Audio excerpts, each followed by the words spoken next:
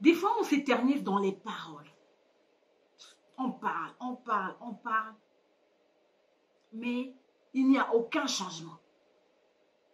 On a des litanies de paroles qu'on aligne tout le temps. On parle beaucoup, mais ça ne produit rien, ça reste improductif. Aujourd'hui, je voudrais partager avec vous la puissance des bonnes actions. La puissance des bonnes actions. Qu'est-ce qui se cache derrière les bonnes œuvres? Quel est l'impact peut avoir une bonne action sur une multitude?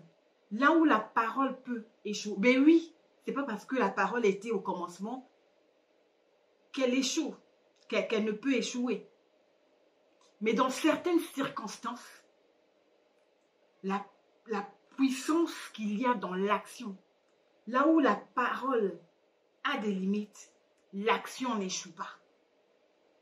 L'action n'échoue jamais.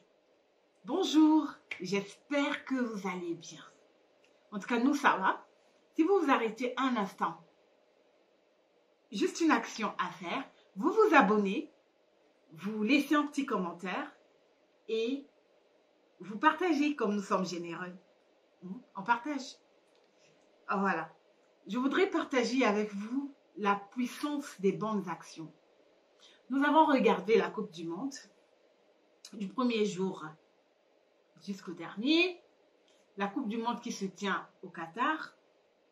Et je voudrais partager avec vous les choses qui m'ont marqué. Pas que des bonnes. Ensuite, je vous parlerai de la puissance des bonnes actions. Parmi les choses qui m'ont marqué, nous avons des problèmes d'arbitrage. Effectivement, on a regardé. Hein. Et même le match France-Maroc, il y a eu des erreurs d'arbitrage aussi. Parmi les choses qui m'ont marqué, que j'ai constatées, qui m'ont fait mal, la sortie tête baissée, en larmes, de Cristiano Ronaldo. Le rêve brisé de Cristiano Ronaldo. Le rêve brisé de Neymar. Le rêve brisé du Sénégal, champion d'Afrique qu'on attendait. Parmi les choses qui m'ont fait mal, l'élimination des Lions indomptables du Cameroun, alors que mon souhait était de les voir aller très loin. Parmi les choses qui m'ont fait mal, le manque de mordant des Black Stars du Ghana. Ça m'a fait mal. Ça m'a vraiment fait mal. Parmi les autres choses que j'ai regardées, je dis tiens. Le pied sur le maillot mexicain, qu'il ait fait exprès ou pas, de Lionel Messi. Ça j'ai regardé. Autre fait, Lionel Messi qui manque de respect, qui s'emporte, qui traite quelqu'un d'idiot, quand même, un footballeur comme lui, d'idiot. Je parle du match Argentine-Pays-Bas, dont les vestiaires, c'était n'importe quoi. C'était concours de noms d'oiseaux entre les deux équipes. C'était flagrant. J'ai regardé. Enfin, on a vu hein, les images en fuité. Autre fait qui m'ont choqué. Voilà, donc j'en ai parlé, Lionel Messi. Ces gestes-là. Et heureusement que dans tout ça, il y a aussi de bonnes choses. Et c'est là que je reviens, j'aimerais partager avec vous la puissance des bonnes actions. L'étreinte entre Hakimi et Kylian Mbappé, ça c'est des choses, je vois, ça me fait chaud au cœur. Pourquoi? Au-delà du football, ça fait chaud au cœur de voir que il y a encore des gens qui savent que le football, c'est avant tout un jeu. Que l'amour est au-dessus de toute chose. Que le sport, c'est un jeu. C'est une passion commune que Kylian Mbappé et Achraf Hakimi partagent. C'est une amitié qu'ils ont su cultiver au sein du PSG et à l'extérieur, donc en dehors des terrains. Et la France face au Maroc, malgré la défaite du Maroc, on a vu cette étreinte, se parler, se dire oui, se consoler.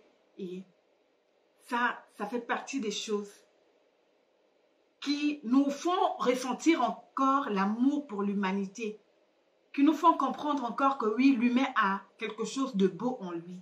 C'est bien de voir de telles images. Et le même Kylian Mbappé nous avait déjà offert ce cadeau-là. Il y a quelque temps, il y avait une belle étreinte entre lui et Cristiano Ronaldo.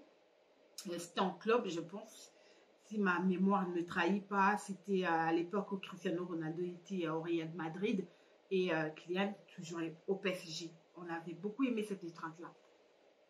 Et parmi les choses qui m'ont le plus marqué, qui me mettent en joie, qui m'ont poussé à faire cette vidéo, évidemment, les Japonais. Le comportement des Japonais. Dans les vestiaires. Quand ils arrivaient dans les vestiaires, après leur départ, tout était en ordre. Tout était en ordre. Même les personnes qui s'occupent du ménage, franchement, dans les vestiaires japonais, ils étaient payés à ne rien foutre. Parce que tout était clean, tout était propre. Le comportement japonais dans les tribunes. Après avoir joué, le public, les supporters japonais, qu'est-ce qu'ils faisaient? Ils nettoyaient et tout était propre. On aurait dit que même pas une mouche est passée par là. Tout était propre. On a beaucoup apprécié et tout le monde a parlé, a constaté cette action des Japonais. Et c'est là que je vous parle de la puissance des bonnes actions. Pourquoi ça a eu un impact? Ça a eu un impact sur les autres supporters. Sur les autres vestiaires, je ne sais pas, je ne saurais le dire.